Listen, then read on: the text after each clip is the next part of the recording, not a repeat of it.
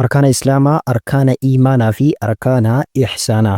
Namni muslima ta'e wantoota kanneen sadiin dirqamatti beekuu wanta qabuu fi inshaallah tokko tokko isaatiin ibsa bareeda wajjin viidiyoo kana keessatti wajjin ilaallaa. Yuutuubii kana sabskiraayib gochuudhaan barnoota diinii keessanii sirriitti hubadhaatiin waan isiniif hin galle ammoo koomentii irratti gaafachuu dandeessan.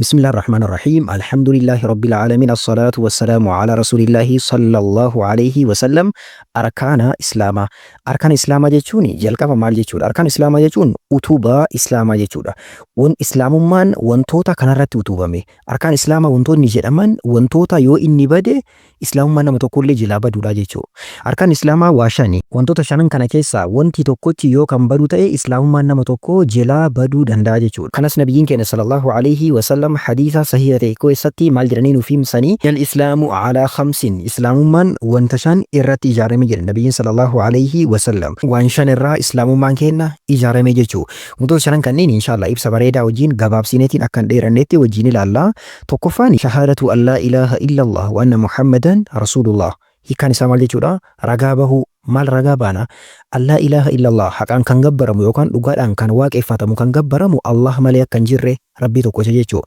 waanna muhammadan muhammad abduhu gabricha isaati wa rasuluhu ergamaa isaati jedhanii ragaa bahu namni tokko dhugaadhaan kan gabbaramu rabbii tokkocha Allaahidha jedhee yoo ragaa bahe muhammad ammoo ergamaa isaati jedheeti yoo ragaa bahe islaamummaa keessa seenee jira daangaa islaamummaa keessa jira jechuudha namni tokko waan kana kashakkuuti wanti kun dhugaa laata yookaan ammoo no kabiraallee gabbaraman jiraatu danda'a jedhee osoo kashakkuuti yookaan muhammad ergamaa rabbii gabricha rabbii ta'uu osoo kan mormu ta'e islaamummaa hin qabu jechuudha sababa kanaaf namni tokko muslima jedhamuudhaaf maal ta'uu qaba dhugaadhaan kan gabbaramu Allaahidha muhammad ergamaa isaati jedheetiin amanee dhugoomsuun dirqama arkaani lamaffaani iqaamu salaat akkaataa rabbiin gadi dhaabaa salaataa jedhetti salaatuudha isaanis rabbiin keenya subhaanahu wa ta'ala nabiyyi keenya sallallahu alaihi wasallam ajajee jira salaata akkaataa ofii ajajeen akka salaatan kanaaf nabiyyiin maal jedhanii salluu kamaa ra'aytumuuni usallii akka anaa salaatu argitanitti salaataa jedhan akkaataa nu nabiyyi keenya itti agarre akkaataa hadiisaan nu ibsame akkaataa quraana irratti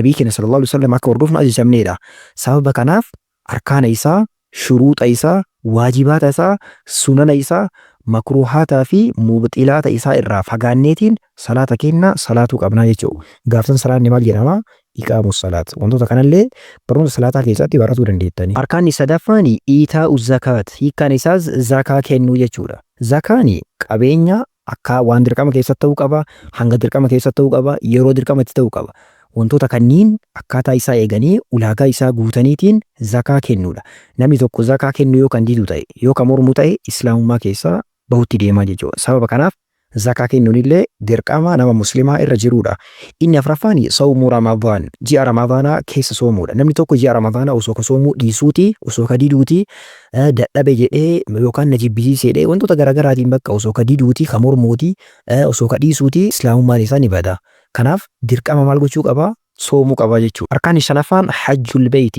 beeyti yookaan mana rabbii hajjii gochuudha hajjiin qabeenya hajjiif deeman qabaatanii liman istataa ilayhi sabiila nama waan karaa gama hajjii deemuun ittiin danda'e namni dandeettii qabu namni sadarkaa hajjii kana hajjuu gahee dandeettiidhaan jechuudha humnaan dirqama hajjii gochuu qaba humna yoo jedhamu humna qaamaa osoo hin taane qabeenyaa jechuudha arkaan islaamaa shananii wantoota kanneen fakkaatu namni tokko muslima jedhameetiin islaamummaa keessa seenee jedhamee ilaallamuudhaaf wantoota kanneen amanee dhugoomsee fudhateetiin itti dalaguu qabaa jechuudha wantoota garii waan yeroodhaan dirqama namarra ta'u jira wantoonni gariin ammoo yeroo hundaa ka dirqama namarra ta'u jira san ibsa keessatti hubattanii jirtan inni kaanu arkaana iimaanaati arkaanni iimaanaa maali arkaana iimaanaa jechuun namni tokko amane jedhameetiin ilaallamuudhaaf amanee jira jedhameetiin amantiidhaan himamuudhaaf wantoota kanneen guutee argamuu qaba iimaana jechuun jalqabu maali iimaana jechuun dalagaa arrabaan dubbatamu ka qalbiidhaan yaadamu ka qaamaan immoo dalagaadhaan agarsiifamuudha waan kanatu maal jedhama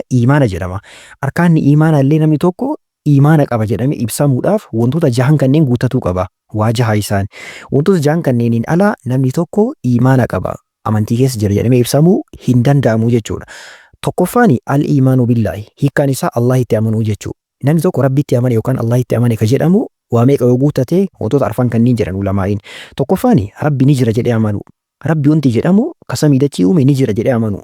Lammaffaan rububiyyummaa rabbiitti amanu. Rububiyyummaa rabbii jechuun maal jechuudha? Dalagaalee rabbi dalagu kanneen akka uumuu, jiraachisuu, hiree namaa hiruu wantoota kanneen ka dalagu rabbii.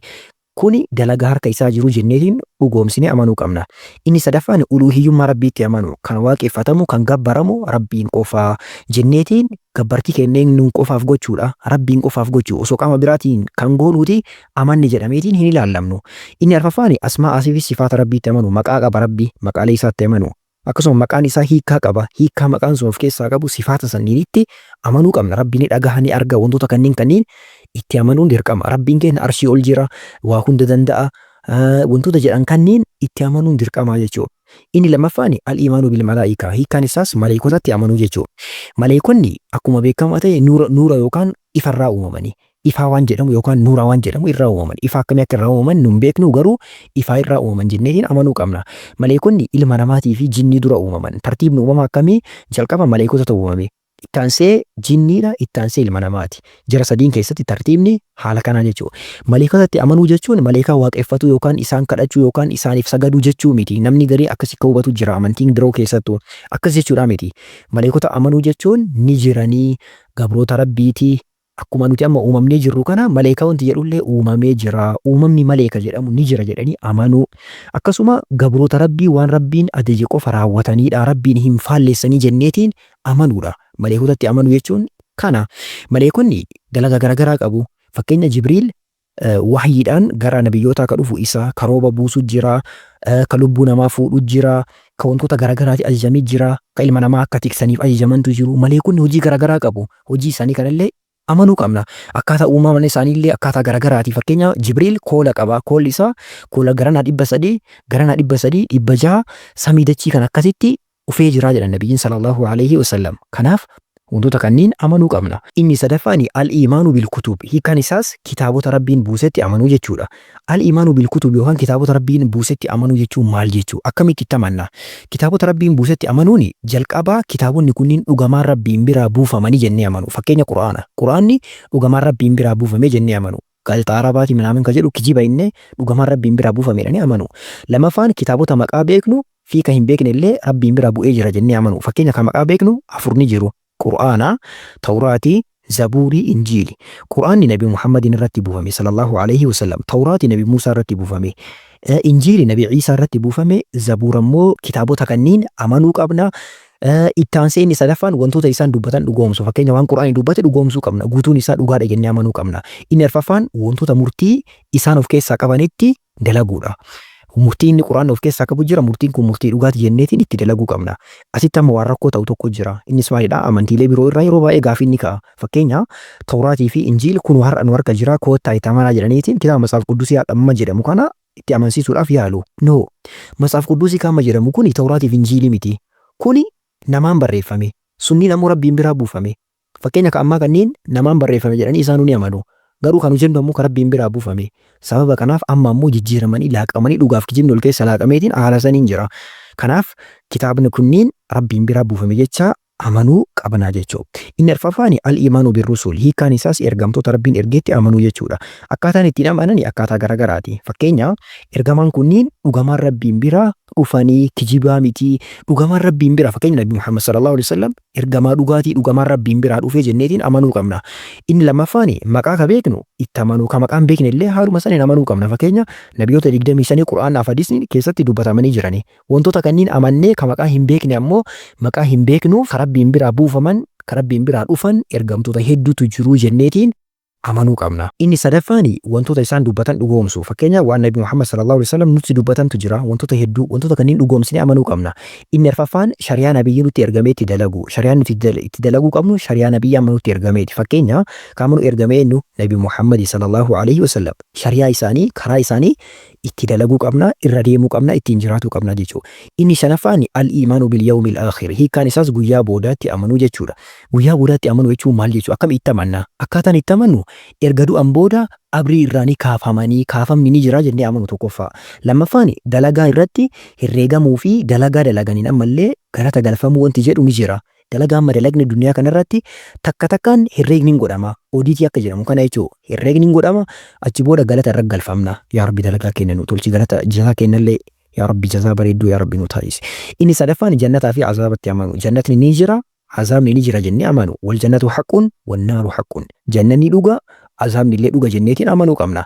Inni jaaffaan al-iimaanu bil qadar, qadaratti amanu. Qadaratti amanu jechuun waan badhaadhaa, ulfaataadhaa, dhibaadhaa waan isiniif hin galle inshaallah gaafa durandeettu koomentii irratti. Qadaratti amanu jechuun tokkoffaan Rabbiin wanta hunda beekee jira ni beekaa jenneetiin amanuu dhugoomsu. Fakkeenya iddoo kana wanti nama dhibu maali? Erga qadara yookaan Rabbii waa hunda murteessee ka jiru ta'e har'a anaafis immaa dalagaa dalagnaa. Rabbitu nurratti murteessee malee nuti waan goonee jedha namni garii. No akkasii miti. Rabbiin waa hunda waan beekuuf jecha barreesse malee akka dalagnuufi miti ka barreesse. Adda baafadhaa iddoo kanatti. Rabbiin waan nuti dalagnullee waan beekuuf jecha barreesse malee akka dalagaa har'a dalagaa jiru kana dalagnuuf nu dirqeetii miti wanti Rabbiin akkana nu godheef jechuudha. Kana haala sanii nu badhaa. Lammaffaan Rabbiin wanta hunda lawal mahfuuziin keessatti barreessee jira jennee amanu. Lawal mahfuuz kitaaba jedhamu jira. Kitaaba san keessatti waan addunyaa kana keessatti ta'aa jiru hunda isaa Rabbiin barreesseetii lafa kaa'ee jira. Inni sadaffaan wanta ta'u hunda fedha Rabbii qofaan ta'a. Osoo Rabbii fedhuu baatee wanti ta'u hin jiru. Jechuun humnaa wanti addunyaa kanarratti ta'aa jiru hin jiru. Mee Rabbiin maal fida jedheetii namni waa dalagaa jiru hin jiru. Wanta maraa ka cadhisee eenyu Rabbiin itti cadhisee. Kanaaf fedha Rabbiitiin ta'aa jira jenneeti amanu. Fedha Rabbii jechuun jaalate jechuu miti. Jaalachuu miti.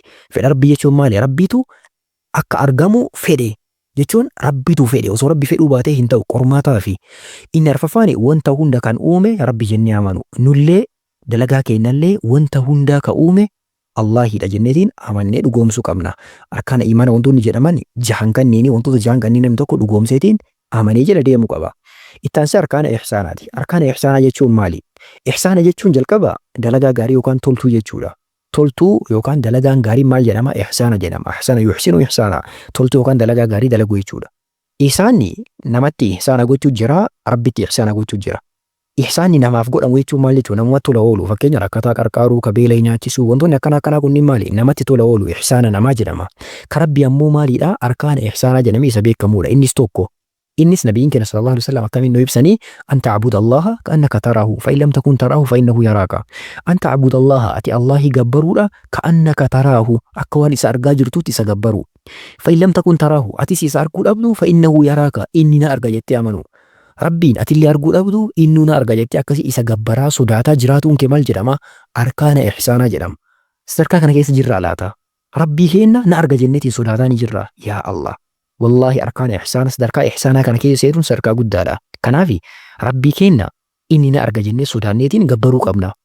Nutis arguu dhabnu garuu inni achiin argaa akka waan argituutti sodaata yookaan ammoo akka waan inni si arguutti sodaatteeni isa jala deemuu qabdaa, ittiin jiraatuu qabdaa. Nama akkas ta'u Rabbiin nu haa taasisu, beekumsa Rabbiin nuuf haa kennu, barumsa Islaamaa ka dabalataa baratuudhaaf hubatuudhaaf kallattii armaan gadii kanneen nu hordofuu dandeessu. Yeroo gaarii isiniif haa ta'uu nagaan naaf tura. Assalaamu alaikum warahmatullahi wabarakatuh.